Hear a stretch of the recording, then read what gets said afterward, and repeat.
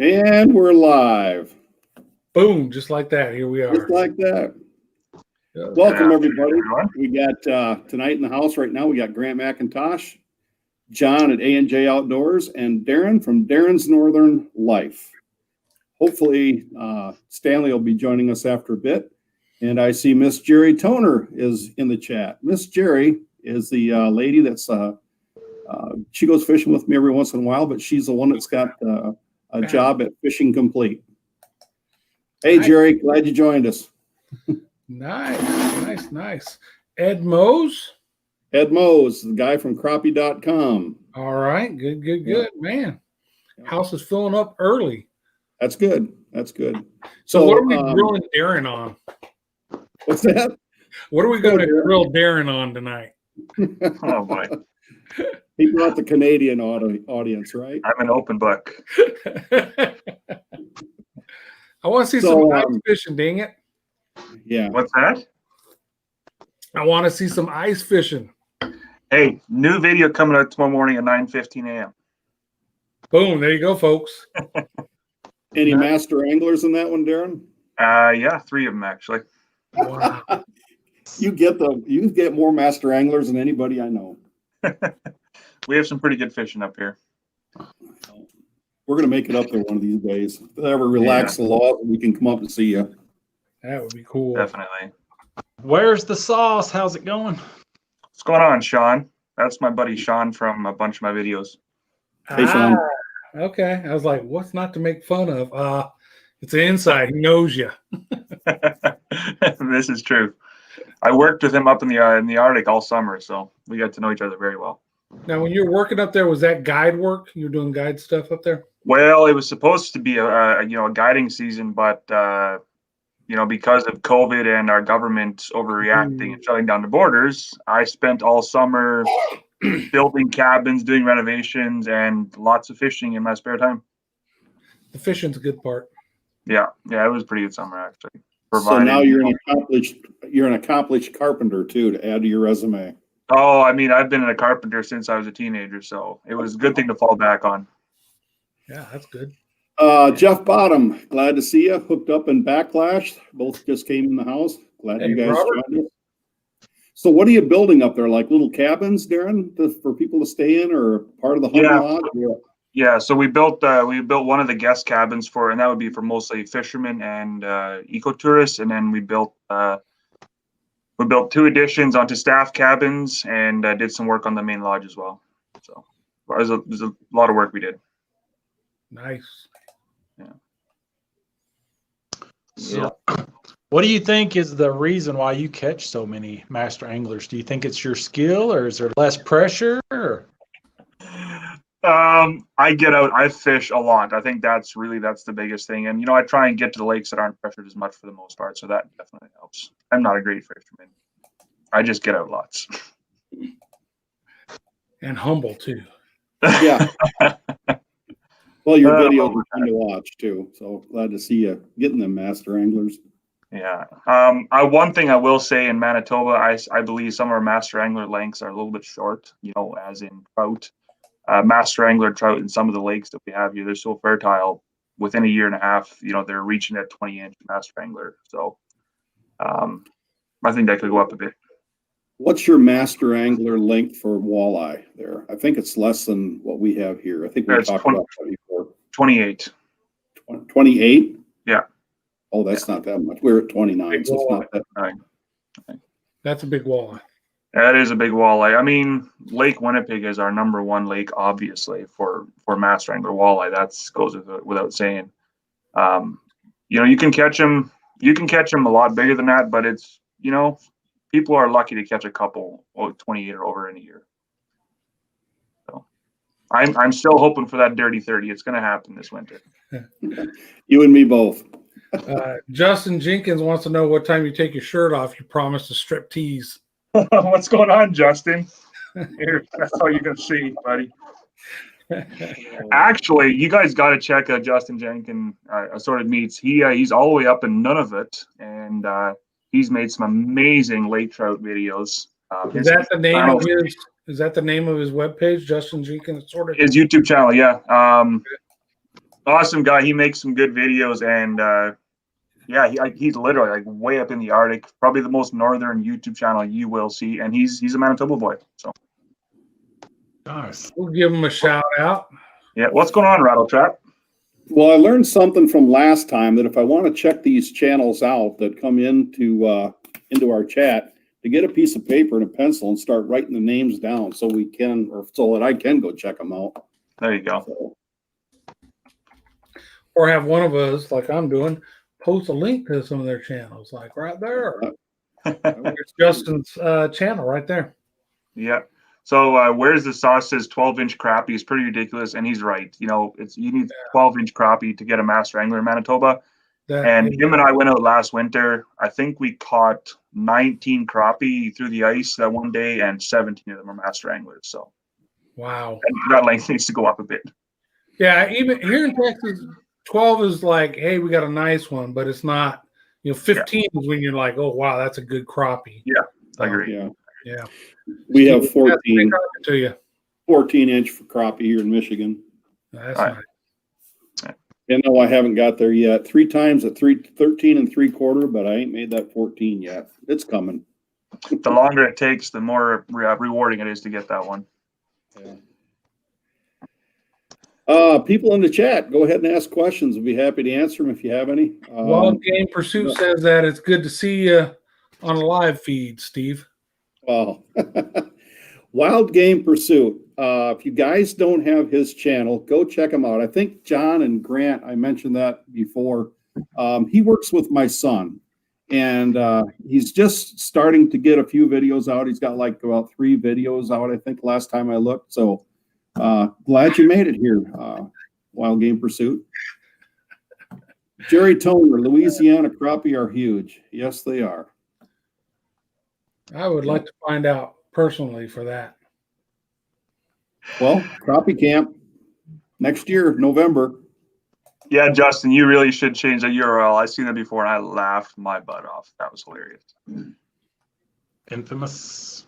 We got the boss lady, Miss Judy, in here too. Hey, Judy. Hey, Judy. My Judy? You're Judy. You're Judy. Hi, Judy. It doesn't show up on my screen for a while. I'm way back. Glad you're here, honey. So apparently Louisiana has huge crappie. Wouldn't those be yellow crappie up there? Oh, we have black Louisiana? and white crappie. Black and white. Or white crappie, never mind, not yellow. Yeah. Sac-a-lot. That's what they call them in Louisiana. Sacale. Yeah. Man, I am so white-faced here right now. Yeah, you're a little bleached out. You're lighting. But we can see it. That's all that matters. Oh, finally, I see my wife's name pop up. You're Judy. Yeah, my Judy. Oh, Lordy. That's how far behind I am. What are your plans right now, Darren? Where you're at? What you got coming up? What do I got coming up? Well, tomorrow's video is going to be a winter camping kind of how-to video. Obviously, catching some fish. And I have a couple more videos that I've been dragging my butt on editing. I'm going to try and get some of those knocked off this week, and then I am going back up north on Saturday for a few days, and I'm going to try and catch some big fish. Where I'm going, there's some monster rainbows, some big lakers. So we'll see. You'll be ice fishing on the tube, right? Yeah, I mean, I guess I could cut a big chunk of ice and use my regular rod, but that might be a lot of work. So. All right, I'm in Texas, man. I don't know. How No, ice is the ice is about 30 inches right now. Holy Wow. folks. Yeah. Drive a logging truck on that. Oh, you can drive whatever you want on that. Yeah. Yeah. Hey, Cole, good to see you. What's up, Cole's Darren? in the house. Good to see you, Cole. Nicholas. What's going I on, would Nick? imagine that Cole must have some good ice up where he's at. He's up around that Gray area as well. So I would guess He's north. he's got some. Nick Yep. in your house? Nick Poulat, a brand new dad. Congratulations again Oh, right, on the new yeah. baby. Yeah. That's right. That's right. I'm surprised he's here and not trying to get some sleep. I think he's at work. Oh, yeah. Well, then that's good reason to be here. Right. All right, Darren, Sean, you also sounds do, good. We'll go fish Darren, that permit. do you also work with a guy that does hunting too up there? Yes, yeah, I work for Davis Point Lodge is what it's called, and we do deer and bear hunting. So white-tailed deer, obviously, and black bear. And I Bring assume it they must all. have moose in that area too? No. Manitoba's moose have mostly been shot out, unfortunately.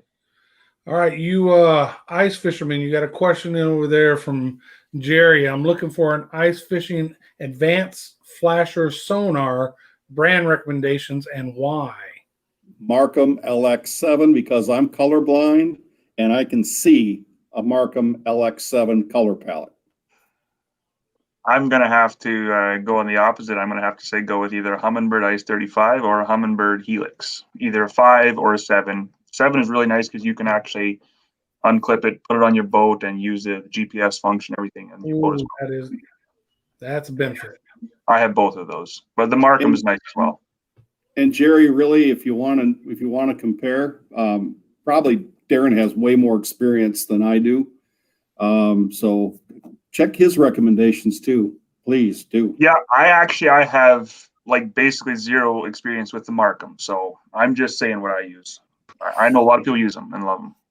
Well, when I started looking for one, the first thing was, I mean, everybody liked Vexilar, and that's fine. And as I was telling Jerry the other day on the phone, I'm colorblind. I don't see, what is it, like green and brown or whatever. But that Markham LX7 that I have, I can adjust the colors. There's like 10 or 12 different colors in their choices, so that I can pick a color that I can see. And that was my reason for going with that. Yeah, and that's actually one thing. The Helix 7, you can actually adjust the color, which I've had to do this. The factory colors were garbage, so I changed the colors, and I really like it now. So that's very nice. I never thought about the colorblind thing, but it makes sense. Yeah. Yeah. Well, there you go, Jerry. Do some research. Let me know what you buy. Pair of goggles and stick your head down the hole. I like that answer. Pair of goggles and stick your head down the hole. You got a Solix 12 and 15 on your Bass Cat. I don't even know what a Solix is. They're a screen about this big. I've been on her boat. It's like watching a Super Bowl TV game on big screen. It's made by Humminbird, Darren. Yeah, 12 Oh, really? screen. Yeah. I mean, you might be able to buy the right transducers and use it for ice fishing. I don't know. That's what it comes down to is do you have a transducer for ice fishing that'll work with it? So maybe get a hold of folks at Humminbird and see if they got a ice fishing transducer that will hook to one of those. Yeah, interesting. That'd be cool though. Be able to take your graph off your boat, use it ice fishing, and then put it back on the boat when the ice is gone. And that's why I like my Helix 7, because what I do in the summertime, I troll, I find all kinds of structure, and I mark waypoints, GPS waypoints, all exactly on the structure. Ice fishing, I go back there and I punch a hole, and I'm within a few feet of where I need to be. So very handy.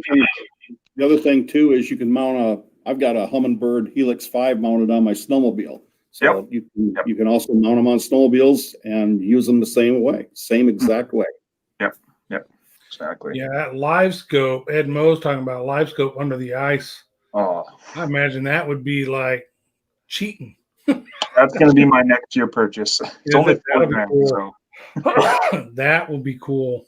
I know Lowrance just came out with I forgot, live target or something like that. It's, they each steal each other's ideas once one comes out with one. So there's a competitor out there now.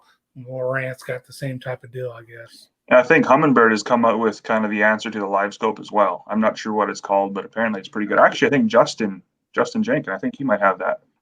I think any more with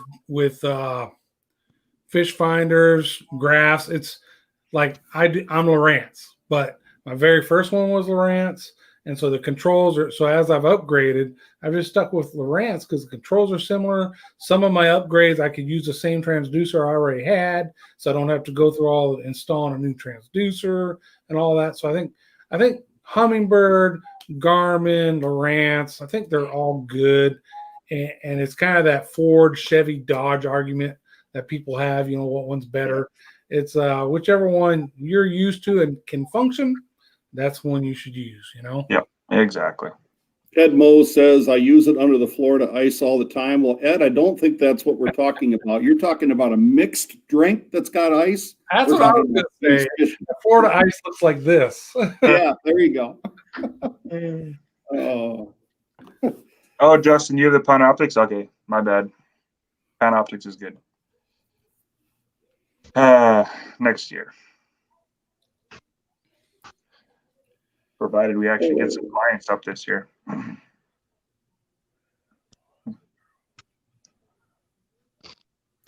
just reading the chat, not trying to ignore anybody. I'm just trying to catch up on the chat, read and see if there's any questions. My kind of ice for sure. Yeah, I heard it. And optics. So, Darren, are most of your clients from the States? For the really northern outfit I work for, yeah, like 99% of them are American clients, and then the other outfitter, actually, surprisingly, most of the bear hunting clients are from Sweden or Norway. So, Huh. very, very nice people. Very nice people. Yeah. What's your camp like? You got running water, toilets, or is it real primitive? Or Oh no, so Ganglers up in the north, it's 5-star. You have everything. Wow. they have somebody that cooks food for you as well?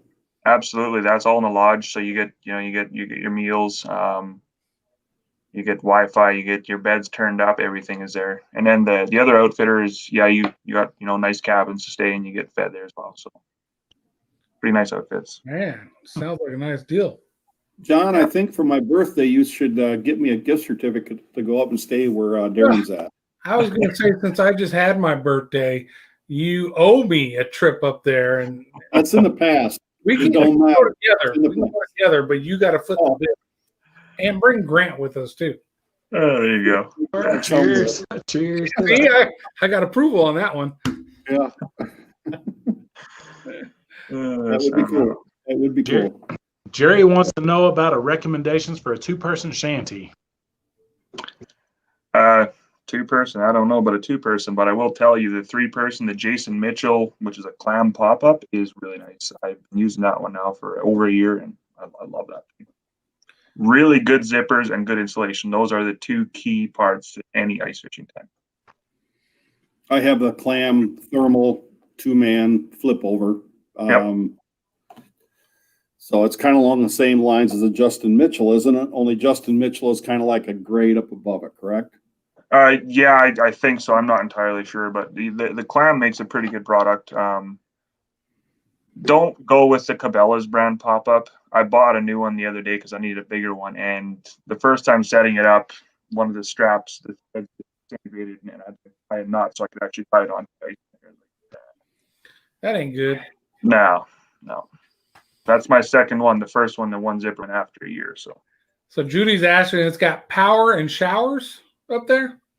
everything, yeah. Well, you get your own cabins. Yeah. Oh, dang. Steve, Judy's interested now. Well, when we go camping, we have to go to a place that's full hookup. It's got to have everything. Yeah. It's gotta. And I don't blame her. Come on up for a week. I'll tell you, it's a pretty good experience, and you're fully guided as well. So When we were young and dumb, we'd go camping, sleeping on the ground with a sleeping bag, and go behind a tree, do your business type stuff. But now we're in our 50s. We don't do that anymore. I still do that. Well, I know you do. You're not in your 50s yet. But there better be a bathroom, a comfortable bed, because my old broken body ain't going to get up if I don't get to sleep well. So yeah, I agree with Judy. You better have full hookups. Judy says need to go, so it looks like Steve got the green light. What kind of Steve? You're set. I got to get Audrey in on this thing. Holy crap! What kind of price are you talking? There isn't a whole lot that Judy doesn't tell me to go ahead and do. So yeah, we need to go. I don't really deal with prices, but I believe the subarctic one, I believe, is about $4,700 for 7 days. For 7 days, that really isn't that bad. No, and it's quite an experience. You can get the outpost. So what I do, I manage one of the outposts. It's a fly-out outpost. You go there for the full week instead. it's like $1,000 cheaper, and in my opinion, it's a better experience. Just for me as a fisherman, that's a better experience. But if you really like, the full 5-star experience, the main lodge is best. The outposts are considered 5-star as well, though. How many years have you been doing this now, Darren? 2? I've been doing the outdoor industry for a few years, but it's my first year with that particular outfit up in northern Manitoba. Cool. Yeah. Very cool. Ed Mose wants to know, that's per couple, right? I don't know. I don't think so. I couldn't tell you though. Hey, is There there would definitely be discounts for a couple. What's is there that? a website or something? Absolutely, yeah. Ganglers. Ganglers.com. You know it? Maybe somebody put it in the chat over there. I can try to look it up here. Ganglers? Jerry has posted a link to Jason Mitchell Thermal Shanty. Yeah, just ganglers.com, it looks like. Ganglers Yeah. Lodge and Outpost. Yeah. That's it. All right. You got it? You gonna post it up, Grant? Yeah, I can do that. Cool. Wild Game Pursuit says, hey, Steve, watching your walleye video, I see you guys all wearing striker bibs and coats. I'm guessing that's what you'd recommend. Any certain type of the striker brand been watching for sales?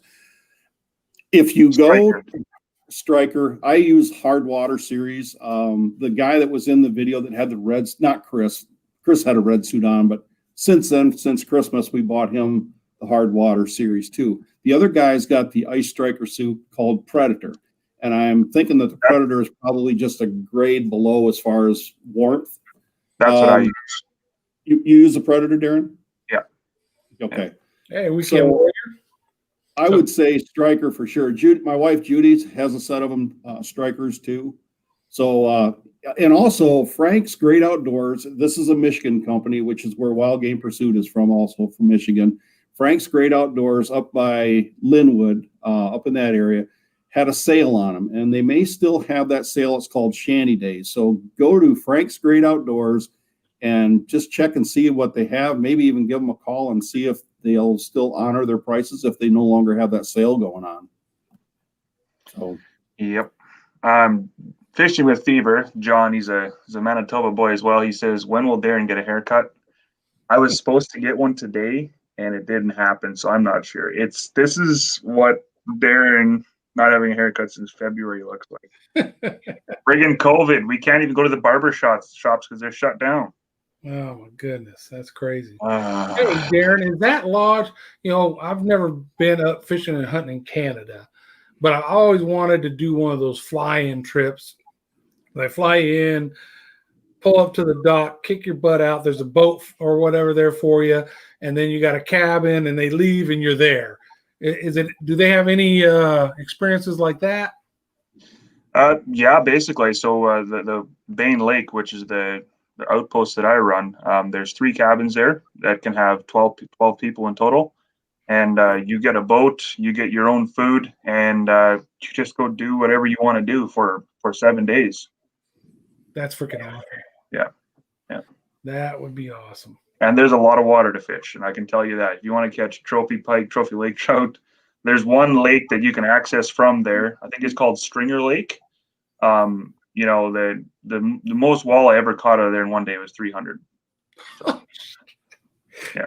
And there's grayling as well. I haven't caught one, but they are there.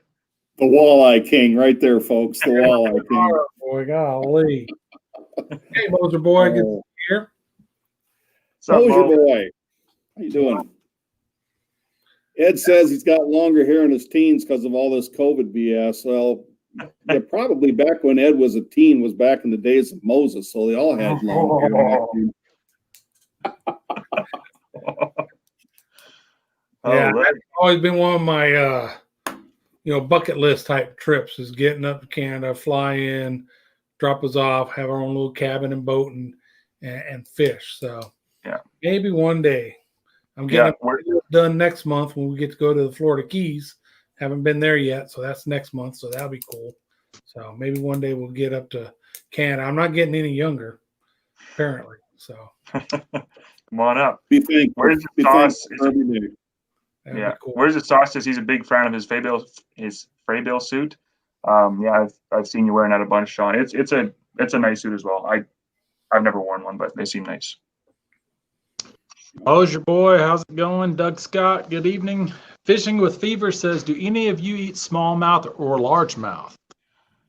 That's a touchy subject for some people. Yeah, it is for some. I don't care. I mean, when I was younger, we did, and I don't think I like crappie better, and I actually like catfish better. Jerry Toner is a big bass fisher person. Jerry, do you eat bass? That'd be interesting. I bet you not. I bet you not either. Yeah, most bass fishermen or women don't want to eat the bass. They want everybody to release them. Yeah, I've never tried bass. I've heard Team some people say Bucket. it's really good, so I don't know. Team Full of Bucket, welcome to chat. Jordan Nash, glad you could make it. How's the crappie fishing up there through the ice? I've gone it a couple times. I got skunked once, and the other time was actually with Where's the Sauce as well.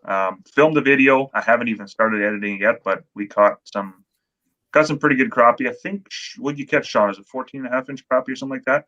So Nice. That's yeah. good. Yeah. That's good.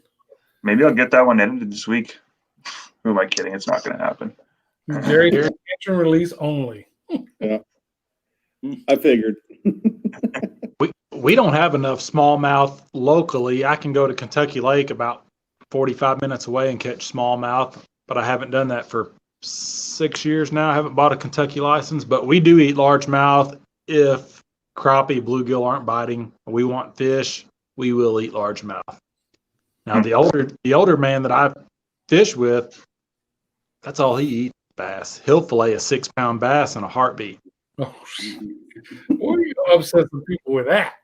Make a video of that with the thumbnail of the filleted 6-pound bass. I'll tell you what, you're going to get some views. Woo.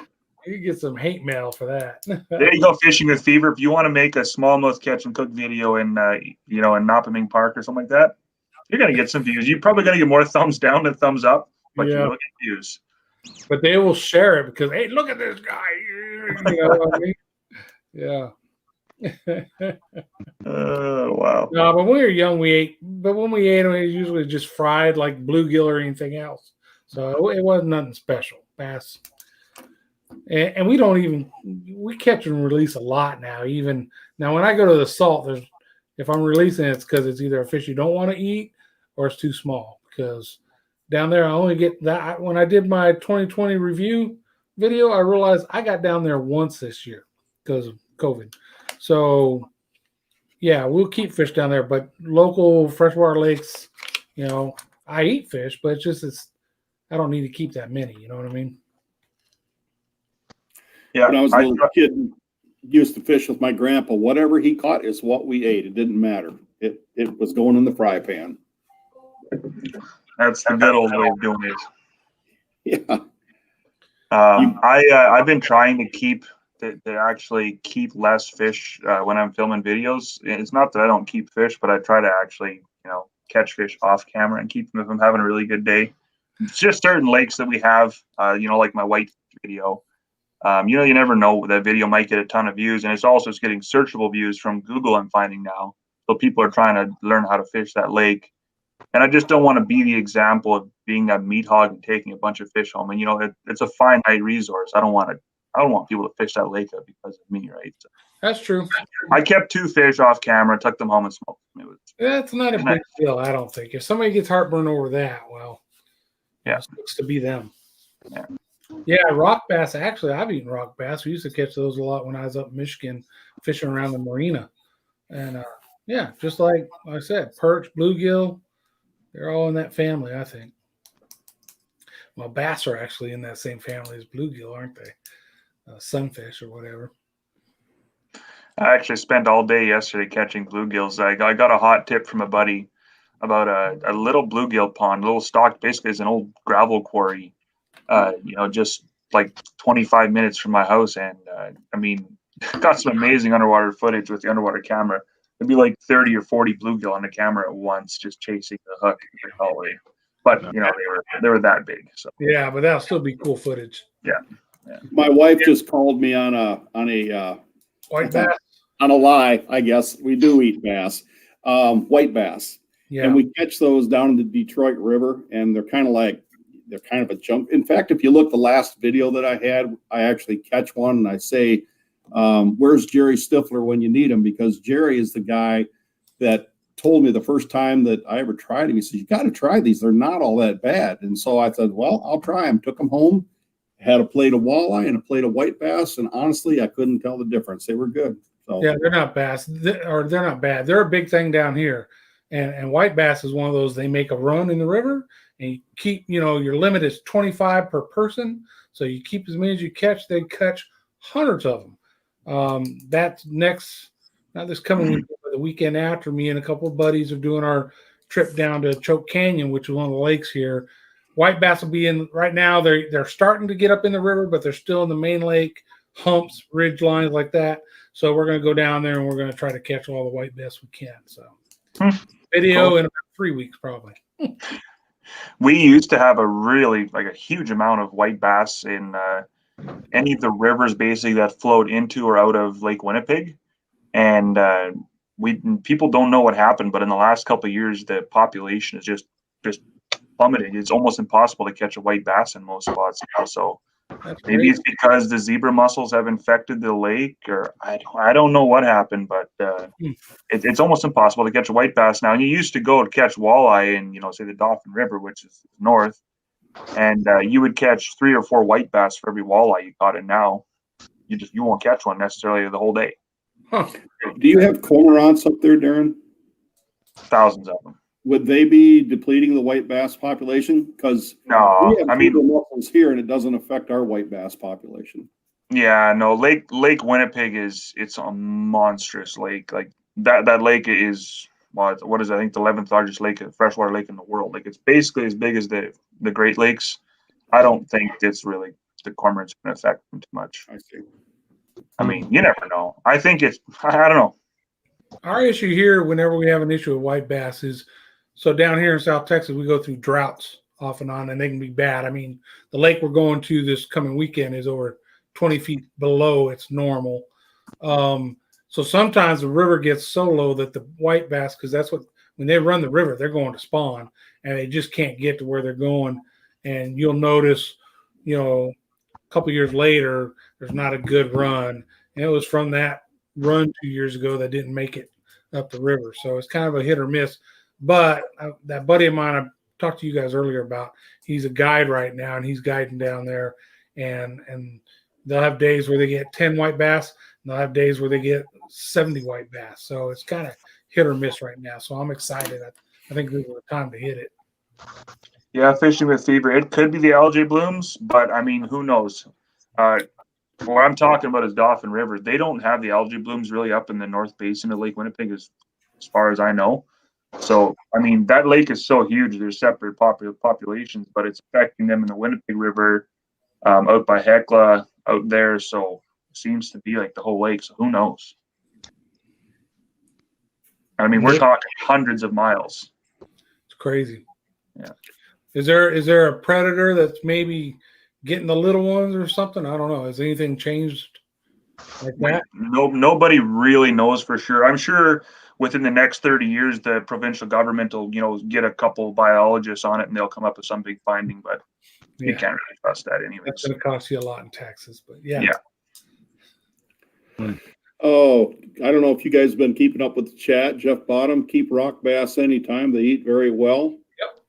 Nicholas Pouliot, I plan on frying up some white bass. Judy got a good buffalo recipe. I want to try that. Jerry Toner, I made bluegill, crappie, rock bass, and after cooking, no one can tell the difference. Oh, I guess you already got up on the other ones further down. So I'll be honest, Ben, I lived in Michigan. I've lived, of course, here in Texas, New Mexico, and Germany, and whatever. And I think northern United States, I find more people that are opposed to eating certain fish than anywhere else in the country. When I was up in Michigan, it's like catfish. Ooh, man, catfish are delicious. Or what they call sheep's head, the freshwater drum, or down here they call them gaspergoo. Everybody eats them down here. Up north, the Stevens Bay, ooh, sheep's head, those are trash fish. So it's funny because the last time, and Steve, I've told you this story, but a few years back when I took my boat up there, I caught a sheep's head, a freshwater drum, and smoked it. And then all those ate it, and I didn't tell them what it was. They loved it, and it's like exactly. Yeah. It gets programmed from days gone by from somebody, and everybody grows up and knowing, hey, that's a fish you don't eat until you try it. Well, after you challenged me, the first place I had to go was down to Darren's channel to find out how to clean one of those. And he had just done a video on it. That's right. So, and then They're we pretty took good, it. actually. It was good. I was impressed. Yep. And that's like in Manitoba, it's one of the most plentiful fish you will catch in the summer months. I mean, you can just catch you can catch those things all day long. So you want a big fish fry? There you go. Yeah. Yeah, the immigrants, a lot of the immigrants in Manitoba, they don't have those predisposed ideas, I guess, on what fish taste good and what don't. Yep. So they sit at the rivers all day long, and they load up their vehicles on freshwater drums so much so that the province actually had to put more restrictions on it because they were keeping, they would bring home sometimes more than a limit, but they'd bring home a limit of master angler, like 26-inch freshwater drum. Wow. They would bring their kids. The kids would just hang out and play in the rocks, and they would go home with 50 or 60 freshwater drums. So now they dropped the limit, and you can't bring home anything bigger than 24, but there's a lot of them. After they get so big, do they taste good though? Do they become No. I mean, I've only eaten freshwater drum once, and we kept the ones that were about 19 to 20 inches. The guy I was fishing with, Nathan, he said that's the best size to eat them at. Yeah. Ed says depends how clean the water are that you catch them in. Well, that's sure. Ed's right on that, and that applies to all kinds of fish. There's people that hate catfish, but they ate a catfish out of an old dirty pond that has no circulation, no clean.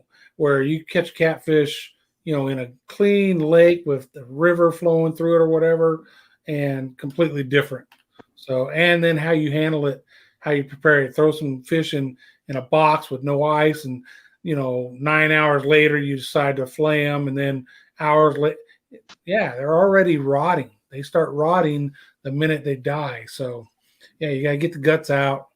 And, the folks in saltwater are down there bleeding them, right, to get so that blood line is not so bad. So Nicholas Pouliot Outdoors.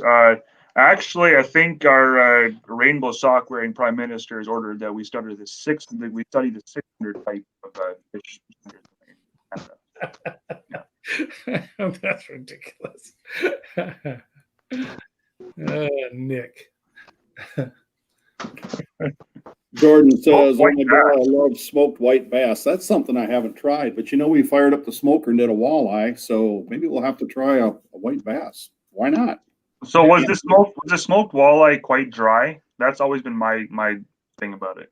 See, and that's it was not dry. It was really good. If anything, if I was going to do it again, I'd probably back off on the amount of brown sugar that Chris put in that brine. But it was it surprised us all. It tasted real good. There was a couple people that made a comment. I don't know how the heck you could do that with a walleye. It's like you shouldn't be smoking them, but it's yours to catch and yours to do whatever you want to with. So don't bust my chops because I'm trying. That another one was a challenge. Mike, why can't I think of him? Albrecht. He challenged me to smoke a walleye, so that's why I did it. It was good. It really was good. It wasn't dry. Try it. See, that was my thing. I was always, if you smoke oily, fatty fish, salmon, stuff like that, and that's why I did that drum because I know they're a little bit fatty. So I thought fish like that or white bass would turn out kind of dry. So now I'm interested. I might have to. We get some white bass in a couple weeks. I might have to try smoking some. Carp of clean water? I don't know. I mean, I guess if you caught a small enough carp, we have carp here that are like 30 inches or more. To me that just it seems disgusting to eat a fish that size. But I know they're very bony, and down here there's not a lot of carp. I mean, there are, but not When I was up in Michigan, that's where I ran into a lot of big carp, and they have a real bad reputation up there. So I have never eaten carp. So I don't know. Maybe that's another one of those things. I just heard they're real bony and people don't cook them, but some people do. Yeah. Yeah, I ate carp once when I was a kid. My dad, we didn't fish a whole lot when I was a kid, but my dad took us, me and my brothers, to the ditch to go catch a bunch of spawning suckers with dip nets. And like, holy smokes, we didn't even know what these fish were at the time, but there was these just monster fish laying right in the shallows. I jumped in and grabbed them, and meanwhile we found out later that they were carp, like 30-inch carp. We took them home and filleted them and tried frying them up, and I will tell you right now, that was some of the most disgusting meat you'll ever eat. So, but I'm sure it's good. First-hand experience. Yeah. After 5 Outdoors made it in the chat. Glad to see you. After 5 Outdoors is up in Minnesota. Yeah, Rainbow Sock Prime Minister. That's the one. We're all real proud of him. Yeah, David's in Newfoundland now. He was in Ontario. He's moved to Newfoundland. Cool. I've never been east of Toronto yet. So one day I'm gonna make it all the way down and see the Newfies. Hey, OCD is in the house. OCD Fishing. I was just talking about him earlier. He's the one that he's a part-time guide. He's gone full-time, and he's the one down there killing the white bass right now. If you want to ask anything about white bass, he knows about them. I'm going to be down there in a couple weeks, brother. I'm going to try to snatch up some of them white bass for myself. I think we're going to fish the main lake first, though, instead of the river. Glad you made it, though. You're so lucky fishing in Texas. One day I'm going to make it down there. I just see these videos of people catching like 10-pound, just monstrous largies down there one day. Yeah, come on down. Now, I'm not a bass fisherman, so I'm not going to, but we'll find somebody who will put you on the bass. Or fishing in the saltwater as well. That would be equally as fun. Oh, yeah, absolutely. Yeah, do some beach fishing with Stanley Orchard. That would always be a blast. Mm-hmm. Yeah, what do they call is it a redfish? Is that the one with the big spot on the tail? Yep. That's high on my bucket list. Just get a big old redfish. That one right there. Yeah. Oh man. 40 inches. Yeah. One day. Come on down. Wow. You catch those things super shallow as well, right? Usually. It just depends on time of year, tides, and all that. That was actually in the channel. There's a certain time of year where, those are bull reds, the really big ones. And it's typically late October through early December where the bull reds are running along the jetties out there, and you can get into them. We had a day, me and Joel fished with another friend of mine who's a guide down there. And after we caught at least 30 bull reds where we're done. Stop. I can't reel in another fish because our arms were just wore out. They are brutal. Because you're fighting the fish, you're fighting the tide. They're huge fish. Wow. That'd be a bucket list for me. Yeah, they're a lot of fun. And the funny thing is, our lakes right here, OCD knows too, we've got redfish in the lakes right here by San Antonio because they're power plant lakes. They got the right makeup of minerals or whatever that the redfish live in them. So they stock them. Now they can't spawn. But yeah, people here in San Antonio just fish at the lakes and catch big redfish. So, and that's OCD. That's one of the things he does is he's a guide. Not only does he go down to where the white bass are, but he fishes these local lakes for catfish and for redfish. Interesting. After 5 Outdoors says the South has got nothing on my backyard though. Huge pike, muskie. I've never actually caught a muskie. I got to drive a couple hours for those. But yeah, we do have big pike, walleye, but we have like, I don't know, 1 or 2 little stocked ponds in Manitoba that have largemouth bass. I've never caught one here. I don't know. I guess you crave what you can't have, I guess. Yeah. That's why I want to get to Florida. Yeah. Florida was fun. I want to go back there again, definitely. I bet. Oh, anything you smoke is tasty or smells good. I've never had a smoked fish. So what's the difference other than probably healthier than frying? Yeah, and just the flavor.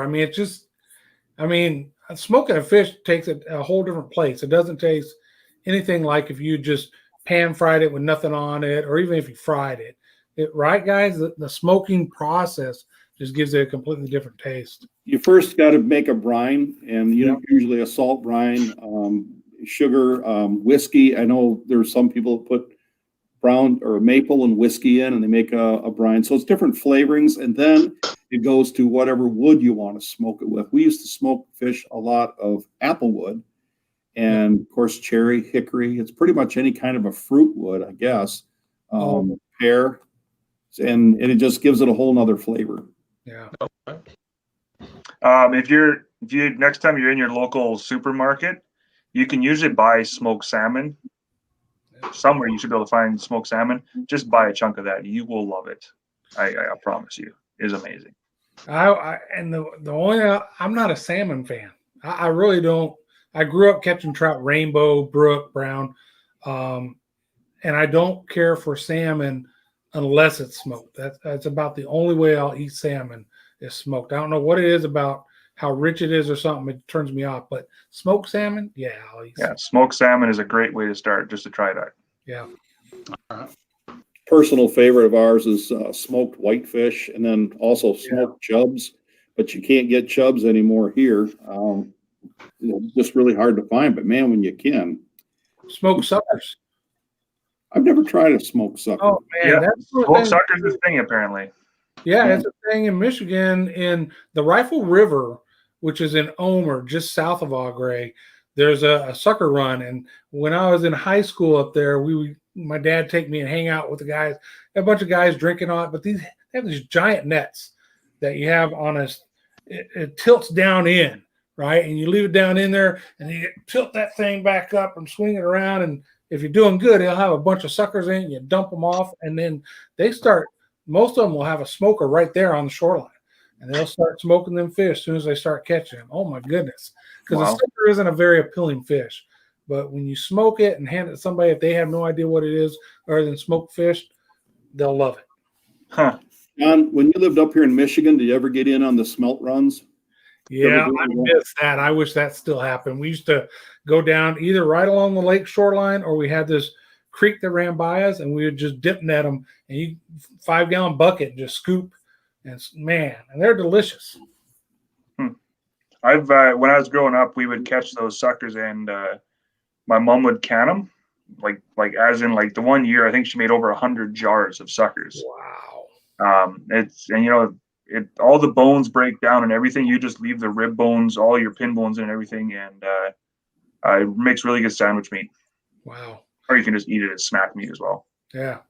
Hey, David Martin. Yeah, there's around here as far as saltwater catfish, we've got what's known as a hardhead, and they'll call them a gaff top or a cell top. So there's basically two varieties. The hardheads are the nobody mess. If I catch a decent one next time, I'm going to do a catch, clean, and cook. I know Stanley did. But I've done a catch, clean, and cook with the gaff top. So it's in there somewhere in my channel. And it's really good. Saltwater fishermen are a lot like bass fishermen. They want to catch the flounder, the redfish, the trout. And they're like, ooh, catfish are slimy and make everything messy. But if you catch them and you clean them, they're delicious. I was surprised how good that gaff top was. So I've only ever eaten catfish once. I caught a couple under the legal limit of keeping this summer. I think they got to be shorter than 24 inches for you to keep them, and they weren't too bad. I just fried them up. I got to do a little bit more research on how to prepare catfish, but they weren't too bad. I know my buddy Sean, where's the sauce? He says they're a bit greasy, but I think it depends again where you get them to.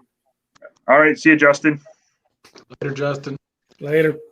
Yep. Bucktails, Larry Johnson, how's it going? Bucktail Outdoors just came in. Larry Johnson, welcome to the chat. Yeah, see you later, Weekend Warrior. Man, you guys are making me hungry talking about all this smoked fish and everything. Holy cow. Later, OTE, I didn't know he took off, but yeah, we'll have him on here again, I think. Once I finish up here, I'm going to go make up fry up some deer steaks. Nice. That's why I didn't get to hunt this year, so I've got no venison. I'm sad. Oh, man. Well, if you were closer, I'd give you some, but I'd send you some, John, but it probably would be thawed by the time it got all the way to Texas. Put it on dry ice, or just get on a plane and deliver it. Oh, we had a good year this year as far as deer goes. Yes, you did. I saw that. I was I've jealous. still got a doe tag. I'm going to try to get. Oh, nice. Wow, that's late season. Yeah, I think ours goes out the 20th. I think it is. Yeah, we got. It depends on what county you're in, but right now we got doe only. I think through like the 15th of January or something like that. Because the rut must be over in Texas by now. Oh yeah. Well, there's some guys who claim they still see bucks chasing, but yeah, for the most part, it's over. Huh. Because it's been over here for over a month, probably 45 days. Yeah. Christmas morning, I saw 4 bucks and 9 does all together. So it's definitely over here. Yeah. Not chasing, just eating. Yep, that's all they were doing, trying to stay warm. Yeah. Well, you got a pretty nice looking wall behind you there, Grant. Thank you, sir. He got. I got to get on that. 20, let's see, a good 18 years worth. That's awesome. I've This never got year- anything mounted. Oh, Me shoot. neither. I think we've got 35 waterfowl mounted. Wow. Wow. Got a Those small are the toughest fork. mounts. Yeah. They're the toughest mounts, and they're also the toughest to keep clean, keep dust off them. Jeff Bottom talking about cellcats and hardheads both, just like freshwater catfishing, but they're worse. If you get stuck by one of those bad boys, you're going to be in pain for a while. I've been lucky; I've not got stuck by a saltwater cat, but I have been stuck by a big blue cat, freshwater. Man, that stuck me in the palm of my hand, and for about 15 minutes, I had pain shooting all the way up into my shoulder. I was by myself on the boat, so I'm like, I'm just going to sit here. Hopefully this goes away so I can drive the boat back to the dock when I'm done. But yeah, you don't want to mess with that. They say you can rub the slime from the catfish on it to make it better. I tried it. Didn't feel better to me. I couldn't imagine it being worse. So I don't know. You just got to be real careful around them. Gary, David how's it Martin going? and his in-laws. That is so cool. They dry the cod out on the beach still. Yeah, that's That's crazy, right? Wow. After 5 outdoors, you don't know how badly I would love to get over there to Lake of the Woods and do that ice fishing trip with you. I really would. Maybe it's in the cards for next year. We just have to see. But, Gary's sprinkler repair. I don't know about all-star cast. Everybody but me, maybe. How's it going, Gary? Yeah. Good to see you, Gary. Thank you for stopping in. David's asking about the cats again. So saltwater cats aren't that much different. Some kind of cut bait, something dead shrimp, or if you got some mullet or something that you can cut into chunks and throw on a big hook and throw it out there, you're going to catch them. That's for sure. It's hard to weed out the hardheads. They're the worst. But yeah, the gaff tops, like I said, you can catch a bunch of them and then make a good fish fry. I got one gaff top up there with calling at or with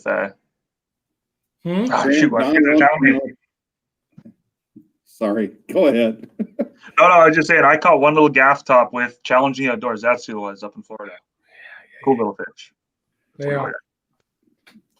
Okay, Grant, Don wants to know if you got much waterfowling in this year. So tell him your stories. Oh, we've hunted a lot, but it's just hit or miss as far as how many ducks. We've had a few good days. I actually wanted to hit on the catfish. We went out on the river, and we were getting catfish out of the live well of the boat. And I'm holding one in each hand, maybe 2 in each hand by the gills or whatever. One drops on the ground. I kicked it, and that needle went right into my second little toe. Oh, God. I puked. I mean, it was bad. Yeah. There's definitely something you don't want in your bloodstream. Yeah. Yeah, I remember me and Audrey one year when we were fishing tournaments, catfish tournaments, she was my partner, and she is wearing flip-flops and dropped one, and spike went into the top of her foot. Oh, my God. Man, that's the worst thing because, you hate to see your loved one in pain, and especially because there's nothing you can do to make it better.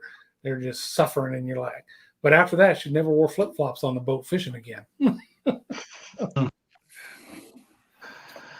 Yeah, we've got. Jordan asked me if I've been on the ice yet. No, I haven't, Jordan. Got to be a little bit thicker for my fat body to get on that ice. I'm hearing it's like 3 inches, and I'm just not ready to go till it's thicker than that. You got that floating suit, don't you? Yeah, it does float, but I don't want to test it. I know eventually I'm going to go through the ice somewhere. I'm just hoping when it does happen, I'm recording. Well, years ago, I used to be on the sheriff's search and rescue dive team, 2 counties in the Upper Peninsula where I lived. And part of the training was to do ice dives. And of course, you got your wetsuit on. But man, that initial, soon as that cold water hits you, it's like, oh my God. So what we would do is cheat a little bit, bring a gallon milk jug of hot water, and then pour it down our wetsuit so that it would at least warm up the water that was coming in. So it wasn't quite so bad. But no, I'd hate to go through the ice, even if I do have a float suit on. No, thanks. I agree. We have a YouTube channel here. The guy, I think he's done it like 3 different times now, like trying to demonstrate, ice safety. You've probably seen him uncut angling, and he like went back in and out of the ice. He's like, "What are you doing, man?" Just Jay, there's going to be some shrinkage. Darren, they're asking you how much ice you got up there. So about 25 to 30 inches, depending which lakes you're on. Golly. Yeah. It'll get thicker. We've had such a mild winter, honestly. Like the next 10 days is, above or just around, the freeze thaw. So normally this time of year, we would be 25 to 30 degrees below 0 Celsius. So it's obviously it's way below Fahrenheit as well. So it's a very weird winter this year. I'm not complaining though. Yeah, no. We'll get it later. We'll get the cold weather later. I know it's going to happen. Yep. Been up and down here. It'll be 30 one day and 60 the next. Saw where John posted he had some ice down there in Texas the other day. Yeah, y'all made fun of me, but freaking swim spot cover had a little puddle on it. It's like, look at these cute little ice chunks. Yeah, exactly. Yeah. Hey, that's cool. I've been like, when you fish catfish down here, when you want the big cats, it's wintertime. So I've been out on the lake in the boat and have ice in the boat. When you get some water in the boat and it's a thin layer of water, something like this. And it was cold enough that stuff's freezing in the boat. It's cold out. We don't ice fish down here, but I guess that's close as it gets to ice fishing down here. Yeah, Darren, you got to make some ice and fish on top of it. Yeah. Larry Johnson says no ice at all here on Lake St. Clair. It's probably coming. Asking Darren where you're at up there, Darren. I am from Manitoba, Canada, specifically the southern interlake region of Manitoba. Larry's in Ontario, I believe. Where's the sauce? The catfish are a much easier catch in the winters, especially if you're looking for big catfish. The big blues, that's when they're out there and they kind of group up and move kind of like a pack almost. So you get 1 or 2, you can get 3 or 4 big cats. So. And that's just probably because of water temperatures, I'm guessing. Yep, water temperature, movement of the bait, and then you learn things. Hey, the sun's beating down on a shallow water area. Bait is going to go up in there to warm up, and here come the catfish right in behind them. So, but other than that, it'll push them. The water temperature up higher will be colder than the down low. The deep water hasn't gotten cold yet, so the cats and the bait will all be down in the deeper water at that time. Your water temperatures probably actually don't get that cool there, would they? We get water temps in the 50s is typically our coldest is somewhere in the 50s. Yeah, because here, like my Aquaview underwater camera, and you drop it down, and it actually gives you a water temperature, and it's most of the lakes, they're between that 35 to 37 degrees Fahrenheit. Yeah. And that temperature is just a surface temperature based on the Lowrance. So I don't know down below. Yeah. It's time of year. Mm-hmm. Yeah. It's summer cats here. David and I used to have pretty good luck in August. I think the last August before he moved to Canada, we caught 109 on 4 trips. Nice. That's good. Maybe 5 trips. Those would be channel cats? Channels and mud cats or yellow bellies. I call Flathead? them yellow bellies. Some people call them mudcats. Are they flatheads or? No, I know people use them for flathead bait. Yeah. So those are damn, what do they call them here? I forgot the name, but most people don't even eat those here. But they will, use them for big flatheads. So channel cats, blues, and flatheads, the main ones we have here. They're all good depending on what bottle of water you get them out of, body of water. But flatheads are the best tasting of all of them. So, David Martin, do I get the ice road truckers up my way? Yes. So, if you can see, where are we? Up in this corner right here, that's my window. So you keep going that way about 250 yards. That's the number 6 highway. That's the highway they used to go up north. So that's ice road truckers. They come right down here. Nice. Yeah. Well, Steve? Yep, we're at that magical 1 hour mark, and we probably ought to be wrapping it up. I want to say thank you guys for joining in, and thank you, Darren, for being our guest tonight, especially taking the time after everything that you had to get hooked up to make this work. We appreciate you taking the time to join us. You added a lot to it. It was definitely the fastest hour so far I've know of. It went by, didn't it? It's fun hanging out with you guys. Yeah, it was cool. Very cool. I enjoyed it. What you got coming up, Darren? You got the video coming out tomorrow, and then you're heading up north and going to do some more fishing, right? Mm-hmm. Steve, what you got going on? Nothing. I don't have a single video ready to go. I just finished that walleye video. So I don't know. I got to get inspired to do something, or maybe I need to go up to Canada and fish with Darren. There you go. That sounds good. Hey, what about anytime? I would love to, Darren. You don't know how badly I'd love to do that. Grant, what you got going on? Anything? We got a permit this Saturday for duck hunting, but I don't have any videos planned on coming out. I'm just going to do one waterfowl video at the end of season, and that's it. Just a highlight video, basically. Look forward to that. So I've got I think I might get the drone video out. I upgraded from the Mini to the Mini 2, and then not this weekend, but the weekend after, we'll be down at the lake for a long weekend. Hopefully white bass, maybe some catfish, and that's it for me. Okay. Well, also thanks a lot to the people that joined us in the chat for joining and asking questions and keeping this entertaining for everybody. Appreciate it. And I guess until the next time, we'll see you next Monday. And whose turn is it next Monday? John's? Stanley's should be. I think it is. Okay. So come back next Monday and join us. It'll be Stanley's turn. And until the next time, take care. We'll see you all later. Peace out. Deuces and all that cool stuff. Did you kill it there, sir?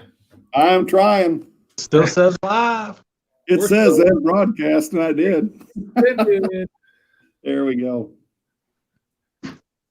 It still counts. Yep. Still going. Well, keep talking till I figure out how to do it. We're going to do a live 24 hours. Ladies and gentlemen. I've hit the end broadcast twice. He's going live for 24 straight. He'll be here, but he'll be live for 24 straight. This is ridiculous. Let's see if that did it. Very cool. Team Philip Bucket's headed north this weekend. We're still live. It's not letting me shut off, guys. It says end broadcast. Typically, you hit that, and then it asks you to give them some feedback, and you click that, and then it's done. Oh, no, I hit end broadcast. It's doing the roundy round thing, and it says not yet. How else do we shut this thing down? We broke your computer. Yeah. All right. Well, right back to the end broadcast. So I don't know. What happens if we hit the leave studio button? I think you leave. We can all leave, but I don't know. Will that still end the show? You'll get your watch time one way or the other. Yeah, right. You know, this is typical, Darren. Every time that it's my turn, there is something that screws up. It's just